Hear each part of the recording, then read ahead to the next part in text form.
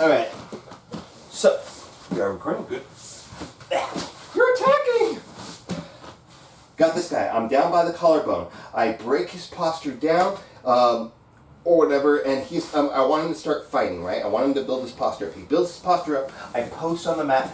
I post the opposite foot to opposite hand here, and I start to drive into him like I'm trying to push him back. I bring this leg out. Now I'm going to tuck his head right into my armpit, and I'm going to grab his pant leg. Now I'm going to put my head through the hole and fall into my back. Now, I'm trying to finish this Atlas choke, but it's not working. So what I'm going to do is I'm going to walk my body out so that my head can go to the mat. I create a path. I bring whichever side this hand is on, I'm going to bring my head to the opposite side, right? So I create a little path here, and now this is our warm-up. And now I'm laying it down on top of him. He can't really go anywhere, so I don't have to worry about this as much. And then I just kind of start to straighten out my arm for the second choke. And this guy's, frankly, if you've gotten to this step and they still have not tapped, this guy's a real beast. But frankly, once you get to this step, this is miserable. It really, really fucking sucks when somebody has, you've gone through all this work, or somebody's got this really, really tight Atlas choke or Atlas choke variant, and yeah, even if the choke's not right, guys, it's so miserable that people generally are probably going to tap at this point. So, let me give you guys a little bit of a different angle. Okay. So, break his posture down, get my grip. It's a collar grip. I'm going to start driving into him, post on the mat, pull back. I'm going to tuck his head under and glue it. Now from here, I'm going to grab his pant leg at the knee, and then I'm going to tuck my head into the hole here. I get to this Atlas choke, and I pull my elbows down to my back. He's not tapping. The guy's a fucking beast. Fuck him. So I walk out, boom, and I'm still keeping the pressure here. Like, he can't really turn away from me. That's what this is blocking. He can't turn into me because of this. He can't really go anywhere at this point. So I create a path, right? Don't try to, right? You have to create a path. Otherwise, your head's going to act as a post. So now I go over at the diagonal. My body's going to block, and I straighten out my arm. I'm basically pinning his shoulders onto the mat as I'm doing this, so I'm actually able to control him with my weight on top of him, right? He can't take me back that way. He doesn't have the strength, and he's probably going to end up choking himself if he tries. He can't turn into me. My chest is blocking that. He can't really bridge me off, right? He could try, right? He could start bucking and all that. And I do have to be mindful here, right? If he's getting this hand down on this side and he's bucking me down, he could potentially pop his head out and come around the corner. But that being said, you know, if the arm is stuck behind you, then great. He's not going to be able to start to buck and come under you.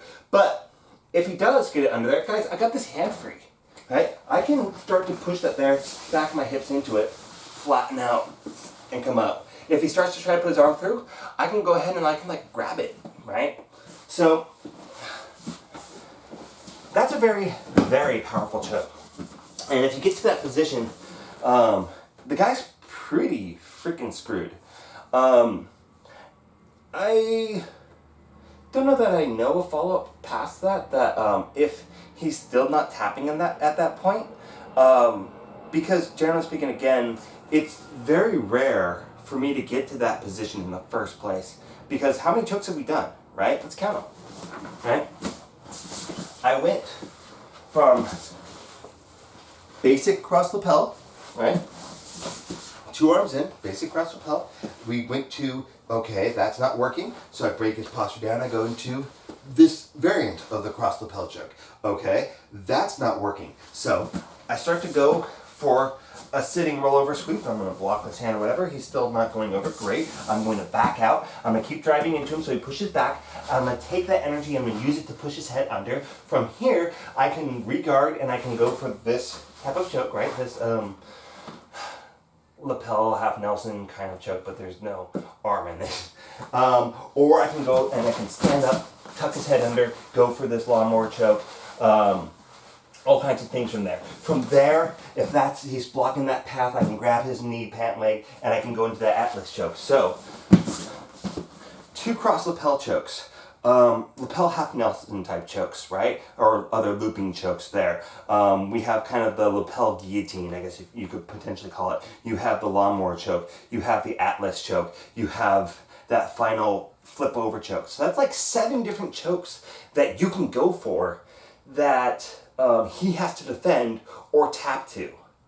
And so if you're getting to the very end of that entire series and lo and behold, he's still not tapping, I don't know what to tell you. It's by that point, he really, really, really should have tapped. So if you get anything from this particular playlist, what I want you to get and I want you to understand is that one thing leads into another. And knowing what leads into another thing and how to get there is going to be your key into getting submissions. So, what if I get to this stage, right, where I'm going into that technical rise, and I don't have the control, and he starts to unwind this thing. Well, what does he have to do to unwind it, right? I just take his back, right?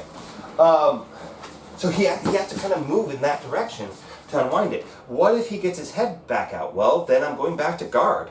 Is that so bad? No.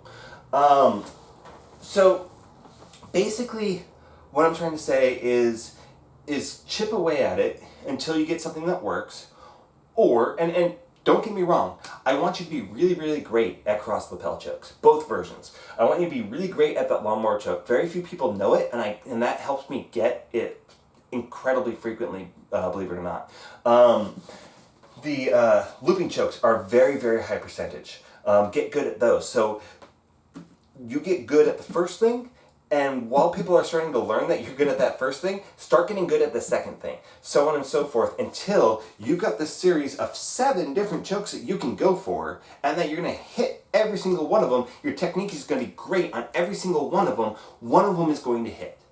And so that's what I want you to get from pretty much any playlist that I've given you guys. And so I know that at the moment I am slowing down as far as how much I produce on here. And I do have a lot of things that I can show you, but really I think a lot of what would be the most helpful for you guys probably actually is for me to start remaking videos. And the reason for that is, guys, goes back to the Bruce Lee saying, I don't fear the man who knows 1,000 techniques. I fear the man that has practiced one technique 1,000 times. And that's one of the things I'm trying to impress upon you, is that if you are really, really great at a technique, then, and my coach says all the time that when it comes to takedown, he has 3 takedowns. He has 2 that he readily uses, and then he has the contingency one that he's good at. And he even said so when he teaches takedowns. When he was still wrestling in high school and whatnot, that his coach had always told him which takedown are you going to learn and get good at this year, right?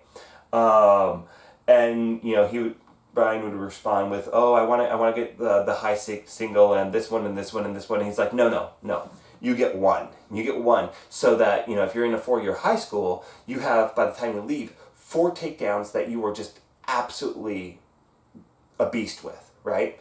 And so, I would say that try to get good at one top control position, maintaining it, attacking from it, and whatever. Get good at 2 or 3 attacks from that position. There are a lot of positions, but side control, you can get really good at just switch base. You can get really good at knee ride, and just having that standard cradle position, side control position be really, really, really top notch. So that you can get to that position and not lose. Get really good at maintaining guard and hitting 2 or 3 submissions from guard this year. Have 1 or 2 submissions that you get from the back. 1 or 2 that you get from the mount if you want to focus on mount. I haven't focused on mount that much. I actually tend to use side mount more. So really have very few answers that you happen to be the shit with, right? And that's what's going to get you guys able to win more often and be more consistent and actually develop a lot faster. And again, I do recommend starting with the gi so that you can actually get your grips before you go no gi. But I know that a lot of you guys are only interested in no gi, so do what you gotta do. And that's what I got for you today. I hope this was helpful. I hope this was interesting, and you guys have a lovely weekend. Happy post 4th of July season. All right, bye.